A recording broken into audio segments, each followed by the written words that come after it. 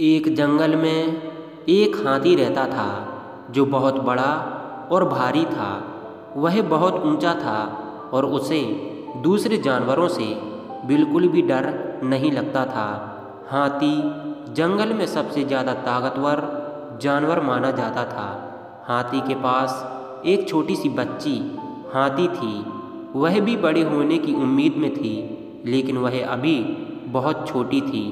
हाथी ने उसे साथ लेकर जंगल में घूमना शुरू कर दिया। वह दोनों बहुत खुश थे। जंगल के अन्य जानवर उन्हें देखकर डर जाते थे।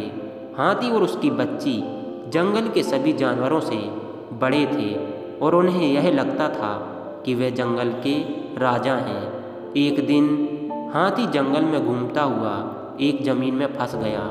हाथी ने बहुत कोशिश की, लेकिन वह उससे निकल नहीं पा रहा था। वह आवाज़ लगाने लगा, लेकिन कोई भी उसकी मदद नहीं कर रहा था। तभी छोटी सी बच्ची हाथी ने उसकी मदद के लिए आवाज़ दी।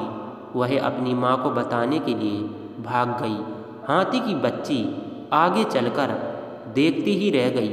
हाथी ने देखा कि उसकी बच्ची बड़ी शिद्दत से उसकी मदद करने के लिए पहुंची है। वह उसकी मदद से ज़मीन से बाहर निकाल लिया। हाथी को उसकी बच्ची के साहस और समझदारी से बहुत खुशी हुई। वह उसे अपनी ताकत का उपयोग करके दूसरों की मदद करने की महत्व को सिखाने लगा। इस घटना से हाथी को एक बड़ा सबक मिला था।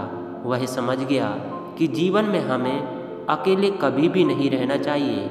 हमें दूसरों की मदद करना चाहिए और उनसे सहयोग मांगना चाहिए। यह उसके लिए एक बड़ा सबक था कि सबसे बड़ी शक्ति हमारी एकता है और सहयोग में ही होती है।